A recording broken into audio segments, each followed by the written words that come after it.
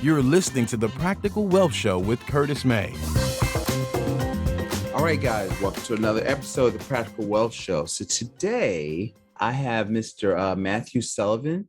Let me tell you a little bit about Matthew. Matthew is the CEO and founder of Quantum RE, a company that solves a real problem for homeowners by helping them access a portion of their home equity without taking on more debt. This new financing tool is not a HELOC, it's not a loan, it's not a reverse mortgage. This means homeowners can get their cash from their equity with no interest and no monthly payments.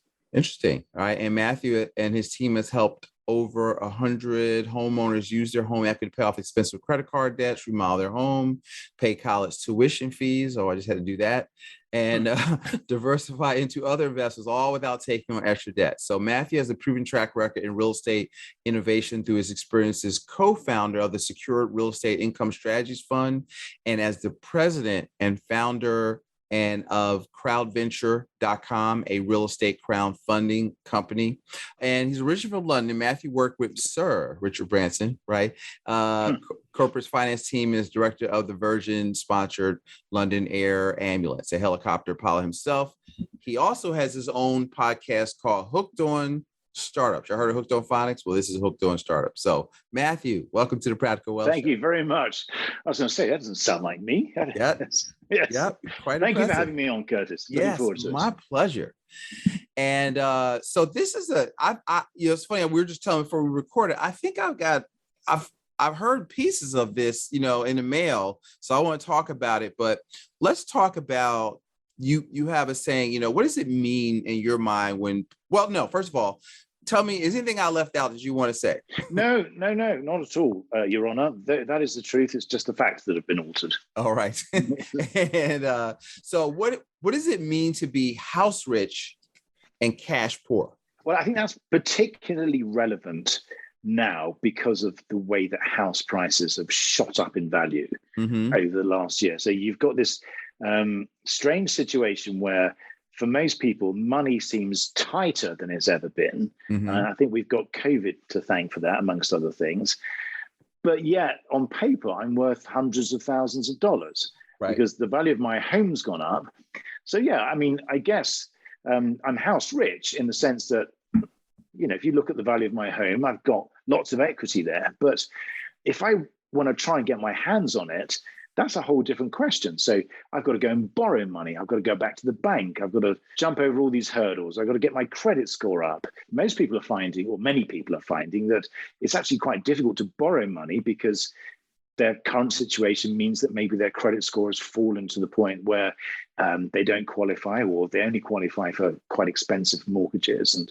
And so this whole concept of house rich, cash poor, it's not just today. It's been around for a long time, where most of your wealth or most people's wealth is tied up. And you come across this as an investment advisor.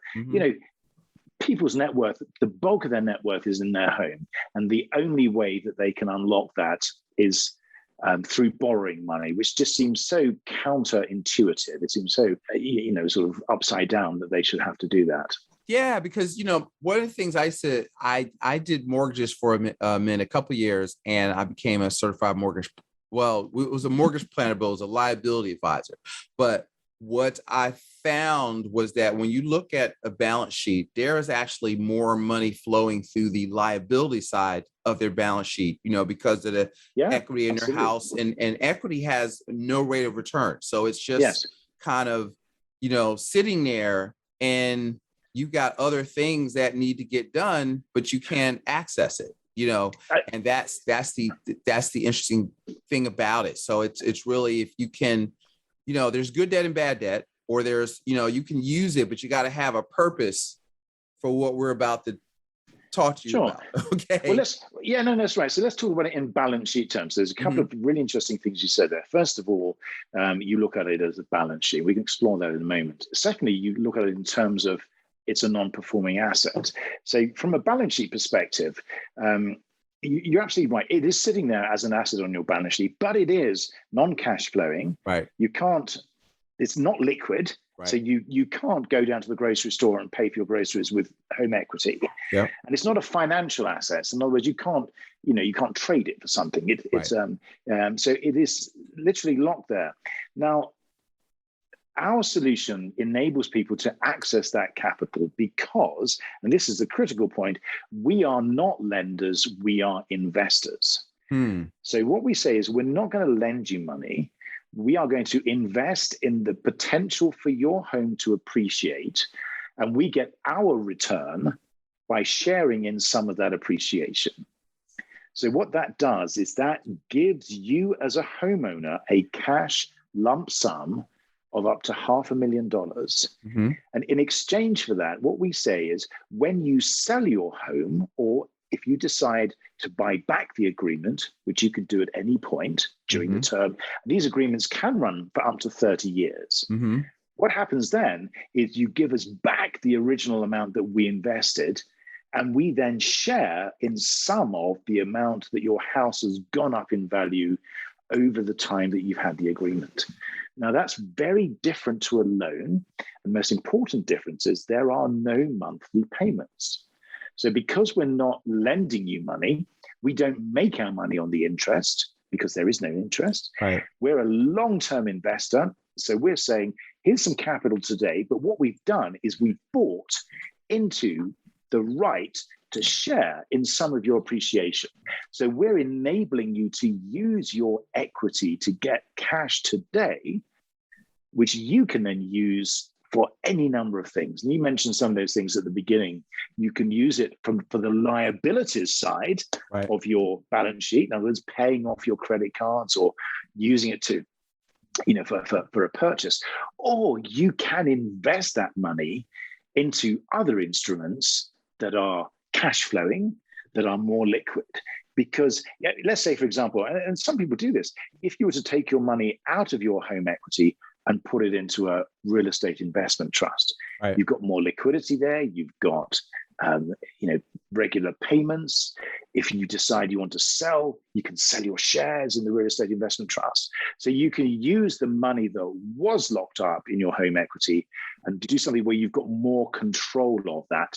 And most importantly, at the same time, know that there are no monthly payments. So you're not increasing your burden by having to find those extra monthly payments. So I'm finding this out like you all guys as you're listening. So I'm coming with my natural question. Yes. So this you're betting on. This is, you call this a home equity contract, right? Yeah. Well, it's exactly. Yeah. Okay. And so now that's based on. So one is based on the assumption that real estate always appreciates. It goes up. That's the risk that you're taking. What if for some reason it depreciates? What happens? Well, then again, the key word there is risk. So as an investor, we take the upside and a share of the downside risk. Mm-hmm. So that means that if your property significantly depreciates and you sell your property to a third party arm's length buyer, in other words, you don't sell it at a loss to your brother-in-law or something, right. Mm-hmm. Then we run the risk as investors of losing money.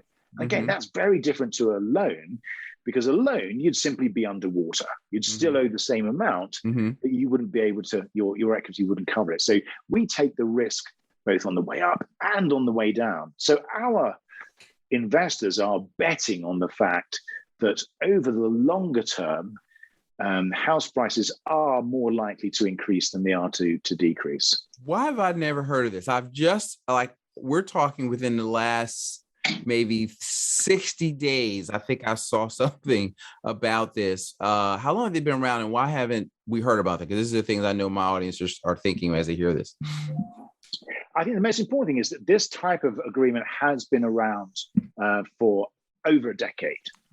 But again, there's millions and millions of homeowners out there. There's over $18 trillion worth of equity locked up in people's homes. And so it's a very, very big marketplace. But to answer your question, it's just because it is relatively new, it is beginning to get much more traction now than it has over the last 2 to 3 years. So I think this is one of those products that once it builds ahead of steam, will become a mainstream product. And that may happen in the next 2 to 3 years. And I think if you cast your mind back to home equity lines of credit or reverse mortgages or other types of products like that, which are not a standard mortgage product, then it does take a little bit of time for it to sort of get into the mainstream. Yeah, I mean, reverse mortgages still, people look at them sideways, and it's a tool. You're saying I don't like reverse mortgage, or I don't like a 15-year mortgage, or 30. It's like saying I don't like screwdrivers, but I like hammers. I mean, it's the same. It's just a tool for the right job, as I think how you have to look at this. But what are the differences between? You said some of them. I just want to make sure we get this out, between home equity contracts and a mortgage, because I'm trying to help people draw a good contrast. Contrast might be the wrong word, but you know what I mean. No. It's what we call it, a home equity agreement. It's the same thing. It is a contract. Again, something that's very important that you said earlier, it is a tool. So what's that expression? Horses for courses. In other words, it's valuable and useful to you if it's something that suits your current circumstances. So again, it's not designed to be the panacea, to be the cure for everything, in the same way that a home equity line of credit is not designed to solve all problems. But a home equity line of credit is very useful for people that cannot borrow money or don't want to borrow money. So this is sort of a beginning to answer your question, what's the difference between this and a mortgage? So the biggest difference is it's not a loan. And it really is not a loan product of any kind. So, and that's because the way that our return comes is very different to the way that returns are made on a loan. So a mortgage is really a capital amount that is lent to you, that is secured against your real estate, and where you as the individual have an obligation to pay monthly interest rates together with a share of the capital, so that over a period of time that loan is then paid back with interest. Now our funding is equity based, so there's no loan. That means that it doesn't appear on your credit report as a loan. It doesn't impact your credit score in any way, and you have no obligation to pay interest. We make our money through by taking a share of the appreciation. So our payment is very much sort of back end driven. So we don't get anything today. We have to wait until you sell your home or until you decide to buy us back. So the biggest difference is it really is not a loan. It's using, coming back to your balance sheet analogy, the equity part of your home as opposed to the debt. If you look at typical home financing structure, it comprises equity and debt. The equity is the amount of home that you own. The debt is the amount that you owe the bank. And it's very similar to a commercial transaction. In a commercial property, for example, you'll see layers of debt. You'll see senior debt, junior debt, mezzanine. Then there'll be some equity investors. And those are all very different instruments. So what we're doing really is using financing mechanisms that have been used for eternity in commercial transactions, and we're applying those to residential financing structures. Interesting. Right. Because if on a commercial deal, it's not really based on the property, and you can force appreciation in the property, and then you still got to finance it, but you're driving if you drive up the revenue, it'll drive up the value, and what they do in commercial is cash out. And that's very important, because if you look at how we underwrite, the other big difference is how do we underwrite these transactions? So we are looking at the property. We're saying, what is the equity that you have in your property today? What is it likely to be at some point in the future? We look at you as an individual and say, do we think that you are able to pay your current mortgage and meet your current obligations? And that's why we do have a minimum credit score, but it's around the sort of 500 mark. So it's quite low. So we don't have anything like the same credit requirements that a lender would have, because we're not increasing the borrowings. So let's say one of the things you said was buy you back out. Because the only way because in my mind I'm going, all right, buy you back out means I need to either refinance and pay you off plus the yes. Okay, which is one way. because let's say I'm trying to keep my house in the family, right? So I'm thinking like a reverse mortgage, like a reverse mortgage. Yes. When people say, well, they're going to take my house. Well, they're not going to just take your house. You got a year. So you shouldn't do a reverse mortgage unless the person you want to leave it to has the wherewithal to buy it, or you get enough life insurance to make sure they have the capital to take care of it, right? Exactly. So, and I've seen nightmares where reverse mortgage isn't bad. It's just bad if you don't really have a plan around it. Exactly. Right. And again, So you're right. That's where I'm kind of thinking about, like, what's the worst case scenario? What's the downside? How do you protect yourself? I'm in insurance, by the way, so I'm always thinking about downside protection.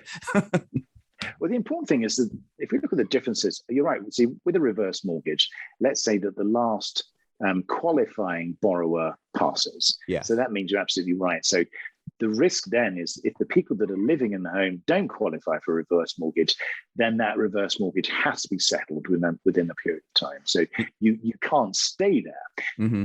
Without agreements, you can. So you can actually pass them from one owner to another, from one owner to the inheritors, the successors.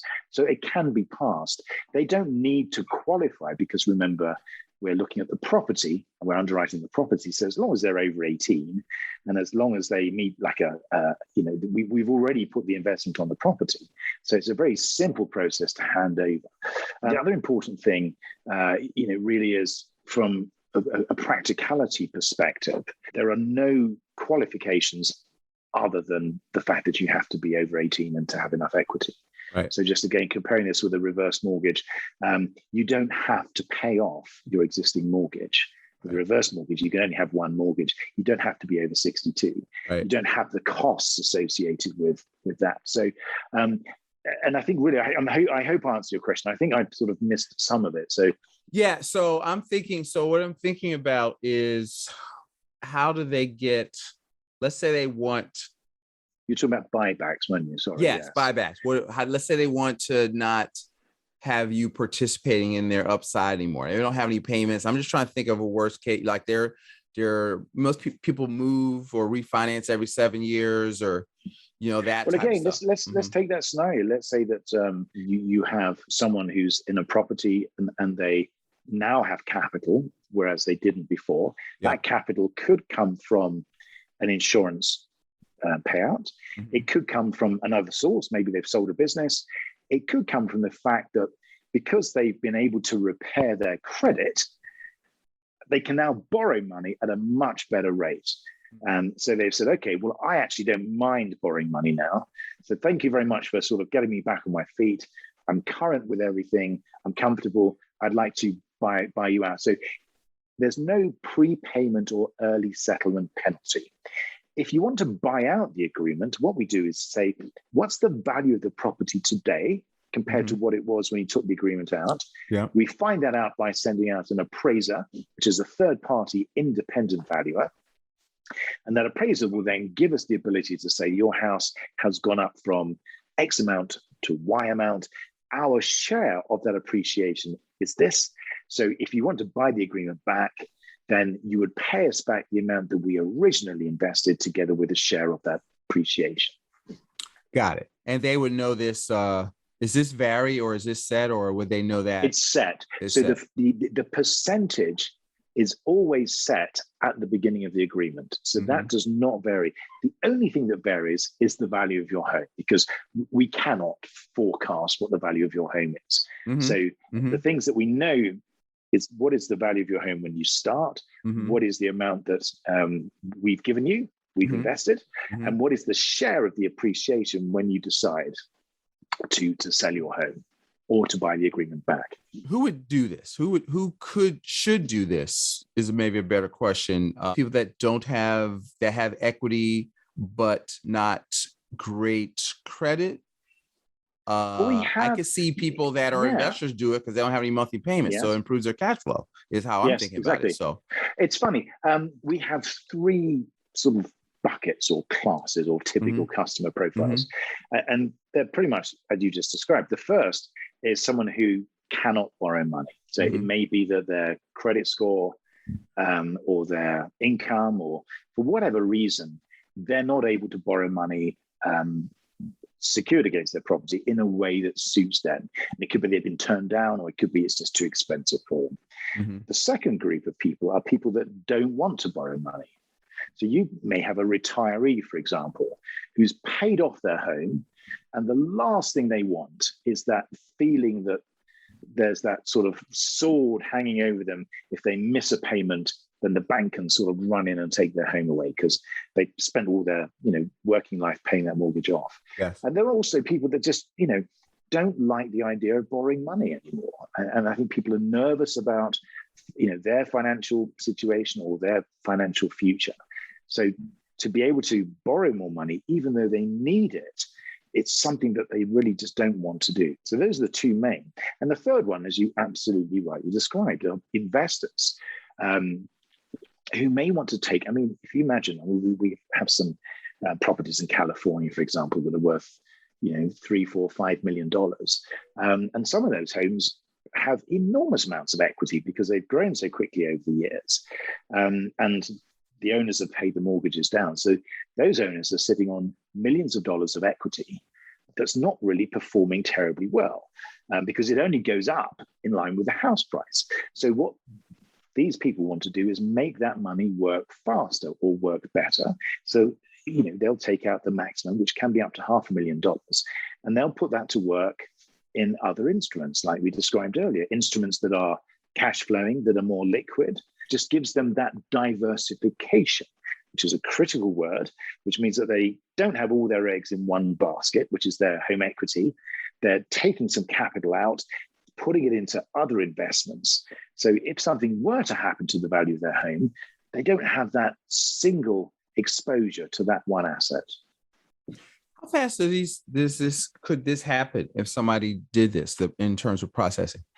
4 weeks on average. The process really is, first of all, there's a pre-qualification process that's instant, or almost instant. And we do that because we find out details about your property that's available on the public record. Then the next process really is, once you've put your application in, which happens as quickly as you sort of go through it and send us the information that we need. Typically, let me answer your question. 4 weeks. 4 weeks. Right. That's four weeks. Right. But, okay. But keep going. I like detail. But the process really is, we need information from you, such as your identification, how much your existing mortgage is. So we need your mortgage statement.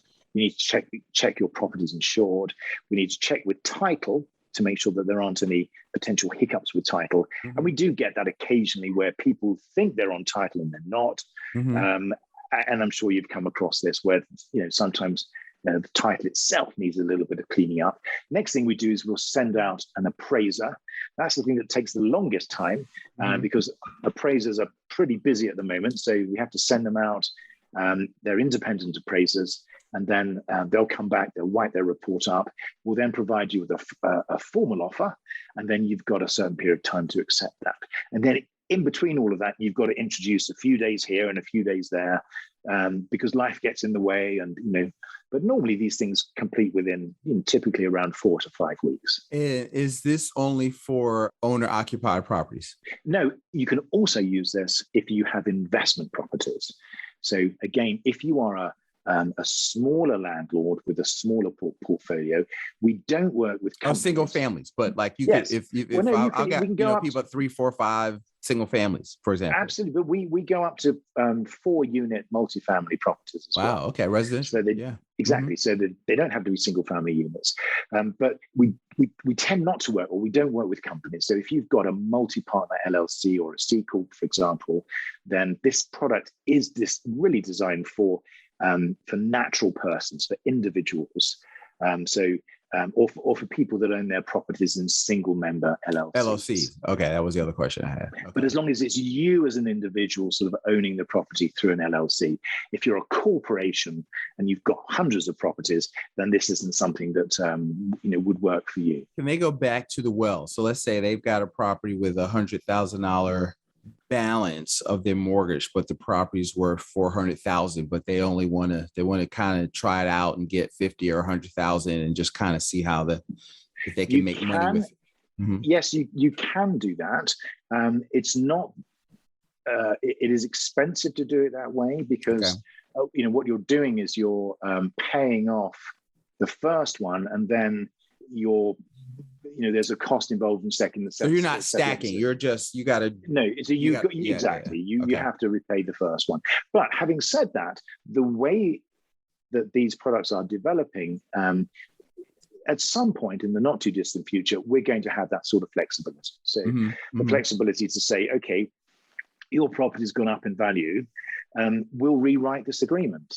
So that's one of the things that we're working on, is how do you develop these agreements? Because they're not static. This is just what's available at the moment. There are a number of companies, there's 5 or 6 companies at the moment who are offering these types of home equity agreements. But I think the agreement itself is going to evolve over time. So it's going to be a lot more flexible.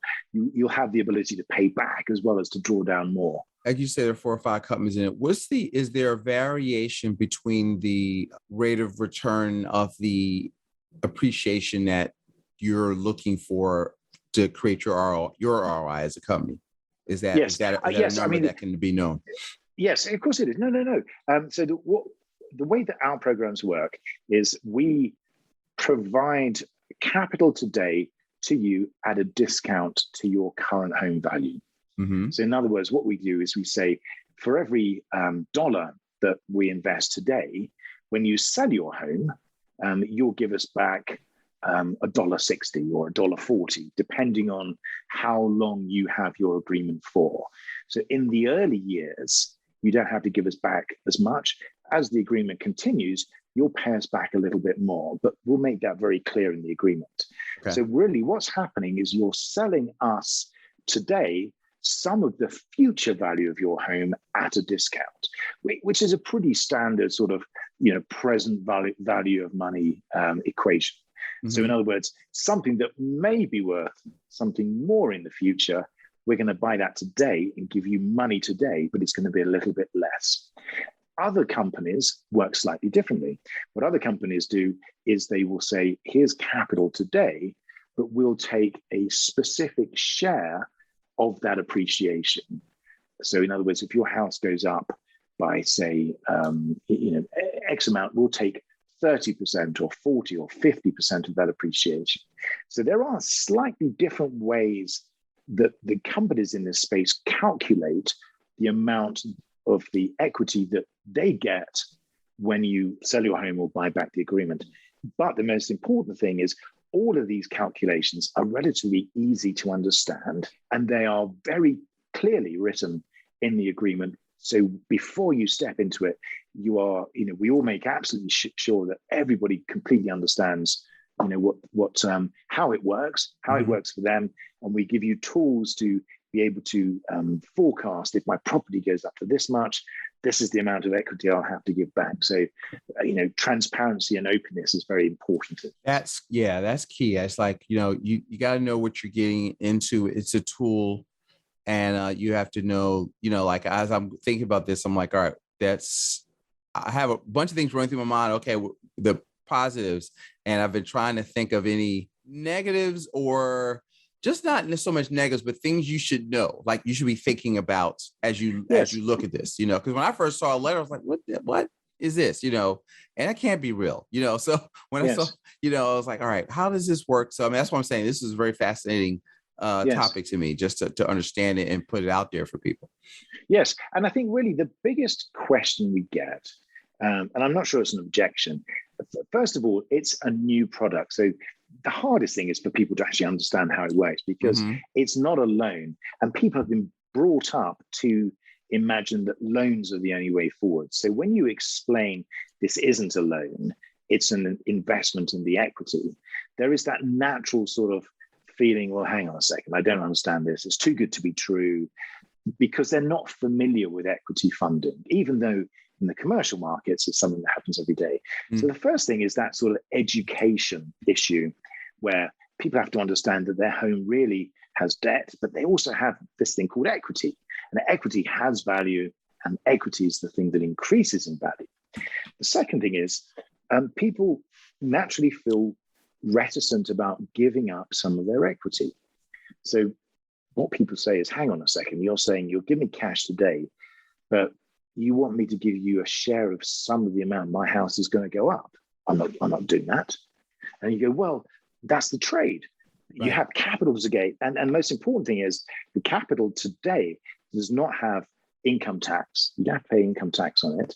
You don't have an immediate capital gains tax liability, and you can reduce your capital gains tax bill by the amount that it cost you to have the money from us. So it's much more tax efficient than a loan. But again, people naturally want to hang on to this concept of equity, even though we're offering them cash today when they desperately need it. So a lot of the objections are sort of psychological objections, where people are giving up something that they don't yet have in exchange for something that they can have. And the third thing really is, if people can borrow money, in most cases, if you can get a loan at 3 or 3.5%, it's going to be a lower cost in terms of the absolute amount that you pay back than getting a home equity agreement. And that's because there's a different and potentially lots more risk involved in a home equity agreement for us as the investors.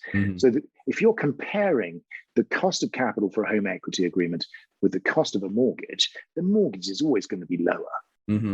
Unless the value of your home completely craters, in which case, that'll completely change the math. But we explain to people that, if you want to, if you can get a mortgage, get the mortgage. But if you don't want to borrow money, or you can't borrow money, or you want to unlock some of the equity and not have that debt associated with it, then this is an ideal product for you. Thanks for that detail. I mean, I think that's the comparison. I think that's the mental math you have to go through as you're looking at this. As you said that, a mortgage could, if you qualify, is probably cheaper. And I like this. You tell them, listen, you have to look at it, but you also don't have payments, right? Exactly. You also, it's if you get $500,000 tax-free, what can you do with that money? One of the things that we teach our clients is equity has no rate of return. Equity, you can't eat equity, right? So if you could take $500,000 and go buy, 5 cash flowing mortgages, cash flowing rental properties, that's the balance. So you gotta, you have to have you can't just go buy dumb stuff, a car, depreciating assets. I mean, you have to have a growth mindset with any financial tool. And and again, it's a tool. It was fascinating. And I mean, what is good? What I was going to say is what is good about this, because you mentioned buying investment properties. I just wanted to leap in before I lost that train of thought. It's not debt, and you're introducing something that is very different to what people are traditionally used to. Now, if you say, here's some cash, you can put it down as a down payment on more properties, many people will immediately think, hang on, that's going to impact my debt to income ratio. I'm not going to be able to do that because I can't. Hang on a minute. This is equity. So this is equity. It's not debt. You can use that as a down payment, and you can then borrow money on top of that. Yeah. So it is ideal for people who want to grow their portfolio, because if many people have had rental homes for years, and because the rental home, the cash flow pays, washes its face, as it were, and pays for the toilets, the tenants, the trash, the usual stuff. Right. And then the bonus is the capital appreciation when you sell it. Right. But until you sell your rental property, it's locked up. So this is a way of using that, again, because we work with people that have rental properties. Use some of that equity. It doesn't impact your debt to income ratio. It doesn't impact your ability to borrow money based on rental yields. You can use that as a down payment and start buying more properties. Wow. So my investors, they're like, what? And where I can hear them as the wheels turning, going, well, okay, wait, if I don't like paying cash for property, but you will now get all of the cash flow, right? Because you don't have to service, you don't have a debt service to go with it. Yes, but you don't have to, but you can use that and you can leverage the rest of the property. But if you want to expand your portfolio, you've got enough cash to use that as the down payment. Right. So you could get 100,000 and tie up a $500,000 apartment complex or whatever, absolutely, and have your tenants pay it back. But you're not increasing your overall leverage on the property that you've got the money from, because you're taking it out of the equity portion. Yes, y'all got to look at you have to think through this. I mean, so as an investor, it's all a game of financing, so to speak, in terms of leverage, cash flow, and that kind of stuff. And you really have to, what we always tell people, financial literacy is accounting, right? And so you have to, accounting or financial literacy is the ability to read numbers, right? And so you just got to know your numbers, what you're trying to do. Will this help me get to my destination faster?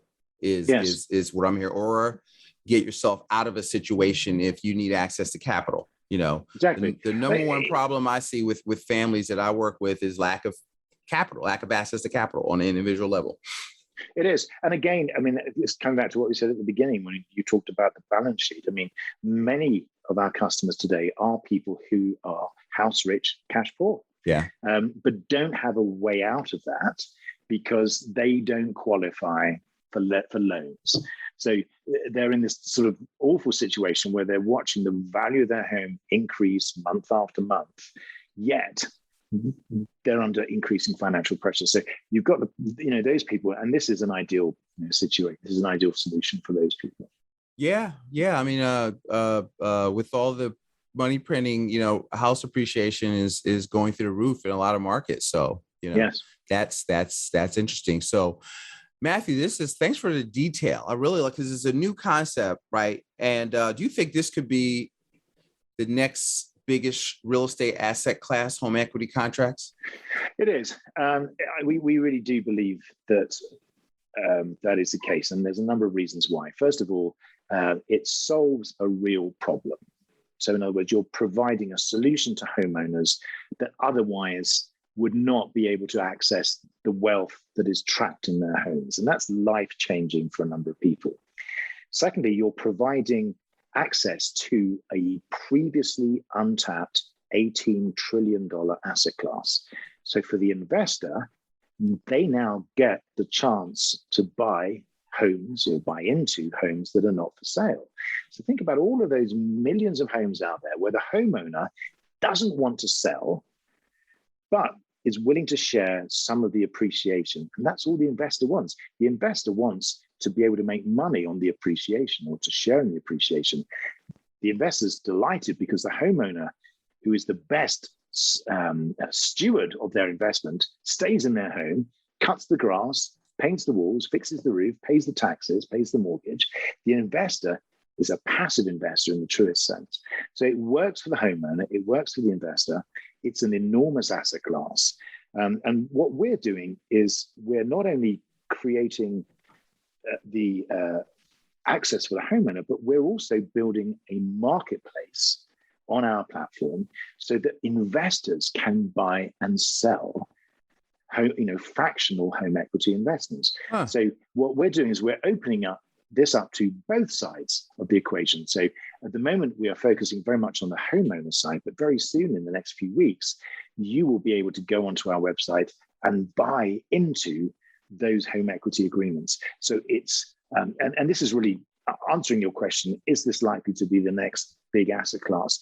And the answer is yes, I think so, because very important for homeowners. It's also incredibly attractive for investors, and the regulatory environment and the general environment is very much working in its favor. So the time for this sort of thing really is now. Let's say I'm an investor. I've got one of the things I always tell our clients, we want to get you to what I call the 3 E's: education, experience, and excessive cash, right? Yes. And so let's say you have excessive cash and you like the idea of buying into appreciation. So it's really more, it's not a cash flow play. It's more of an appreciation. Exactly. That's exactly investment. So you need to have time horizon with that, but yes. But again, at the moment, the next phase of the platform, it will be open to accredited investors first. Okay. Mm-hmm. And then our plan is to open it up to non-accredited investors. And we're hoping to do that probably around the first quarter of next year. But the important thing is it's a platform that provides the ability for you to buy and sell. Right. Now, if you don't have cash flow, but you have the possibility of liquidity, then that means that you can buy your asset, you can wait for it to appreciate, and then you can get some or all of your returns by selling some or all of your holdings. So you can release some of that capital by trading out some of your position. Yeah. So it's a bit like if you buy a non dividend paying stock, which is a pure capital appreciation play. You make your money by waiting for the stock to go up, selling some of that, and then that you book that as your profit. So that's our plan, is to create liquidity, because obviously from an investor perspective, they don't want to be stuck with a home for like 30 years or something. They right. won't be able That's to in my move in mind. on I'm that. going, how do they make money? If you don't make any payments, and I'm going through that. I didn't know if that should be a good topic for this show. No, it is. You do. Yeah. Because the idea, what happens is when the home is sold, the investor gets back their capital plus that appreciation. So they do make out. They do normally make, do very well. But there is that liquidity issue. So that's the other problem that we're solving. For investors, if we can create this secondary marketplace, you can sell some or all of your holdings. You're not locked into that sort of 10 or 30 year time frame. Sorry to cut you off. Just my mind is racing now. Sure. Is I think of like when people who invest in tax liens, right? So you're buying it. That's exactly it. Right. And then you get if they redeem it, then you get your money plus the penalty plus whatever interest rate the county's charging. It's kind of like that. It is. It's an illiquid asset. There's no cash flow from a tax lien. Right. It's a bit like if you're buying insurance policies, or if you're buying, other life types of. Yes. Exactly. Mm-hmm. So there's no cash flow, but if you can sell it to another willing buyer at more than you've paid for it, then that's how you. So if you buy a tax, buying a tax lien at pennies on the dollar, and you sell it for more than that, so that's what we're doing, is we're creating a marketplace where it's very easy. And that marketplace is driven by blockchain technologies. So we're tapping into, the sort of crypto zeitgeist, as it were. We're making it easy. We're digitizing, we're fractionalizing, we're making it much easier for people to. Wow, dude, you got to come. That's another show. That's a whole other. Yes. That's a whole other. Yeah, it's kind of like notes. People trade notes at a discount, and it's so part of this, guys. You got to make money. You got to get liquid. If you're not accredited, if you're in business, you got to figure out how to make some money so you can be accredited. That's where all the fun happens, right? And but you're going to bring it down for non-accredited. But even if you're non-accredited, you need to. This can't be your last 25,000 or 50,000, right? And you need to have some liquidity so you have money to do that. So remember, I always tell people, Matthew, is investing is a plan, not a product or a procedure, right? So don't get so excited that you don't have a plan for this money, which is what Curtis does, right? Make sure you have a plan, but shameless plug. Hey, this is your podcast. Carry on. But listen, Matt, we're coming up. I know you got other place to be. So I thank you so much for your time and breaking this down from my nerdy mind to get my mind around it. But I think this is a really interesting tool. And what was the best way they want to follow you? I know you have a podcast, but to get in touch with you directly or find out more information, what would you like them to do? It's just the website. So it's Quantum RE, which is QUANTMRE.com. Everything is there. We've got, contact, phone, email. We have all of these wonderful podcasts. We posted them there, so there's lots of material. There's a free book that you can download that explains what home equity agreements are. And we have human beings behind the website who are looking forward to taking so we can actually talk to you and explain how these things work. That's interesting. Okay, so guys, we'll put the links to the website in the show notes. It's all there. I mean, the podcast that I do is part of the link. It's part of the. The podcast that I do is completely different. It's just something that I do just to sort of steal hours from people that they're never going to get back. But when I say podcast, what I mean is that all of the podcasts that I've been on, a bit like this, when I'm talking to people and explaining how it works, we publish all of those podcasts on our podcast page. So if you want to, lose the will to live and listen to me speak for longer than half an hour, then there's lots of opportunities for you to do that. Matthew Sullivan. Before I always make sure I have a catch-all, anything I didn't ask you that you want to get out there before I let you go? Yes, right. Yes. No, you were fantastic. You answered all the you've asked all the questions. It's the biggest challenge with this product is just people beginning to open their minds to something that's other than debt. So once they're on that pathway, we'd love to pick up the ball and run with it. And so if people want to contact us, there's all sorts of frequently asked questions on our website. So tons of information there. So you've asked everything. So thank you for being such a great host. Yeah, my pleasure. So guys, go out there, check this out. If you need money and you don't want any payments, and you got to get in, you got to educate yourself, right? Because it's your money, right? And so you have to understand how stuff works. So we've put this out there. Download the book, and this could help you, or call me. Let's dig into it. If you're my listeners or my clients, listen to this, and this could be a great thing. It sounds exciting. So, and because it's equity funding, it's not new. It's just new to personal finance. Exactly. Right. That's it. It's just new to you. Right. And so you just got to get your mind, because I always tell people, look, there's personal finance, there's corporate finance, and in corporate finance it's complete. It's like 180 degrees from personal finance. Right. But the same strategies in corporate finance work in personal finance, and they're safer, give you more liquidity, use, and control, but you've got to understand them and learn how to apply them. So this is just one more tool to do that. Exactly. That's great. So, Matthew, thank you so much. Thank you, Curtis. Thank you. All right. Guys, go out there, make it a prosperous day. Make sure you go out and download that book. Check out his website. We'll see you soon. Thanks for listening to Practical Wealth. To access the show notes and resources, go to practicalwealthshow.com. To get your questions on the show, go to practicalwealthshow.com.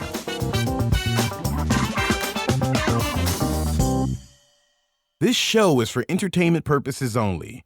Before you make any investment decisions, consult a professional. This show is copyrighted by Practical Wealth. Written permission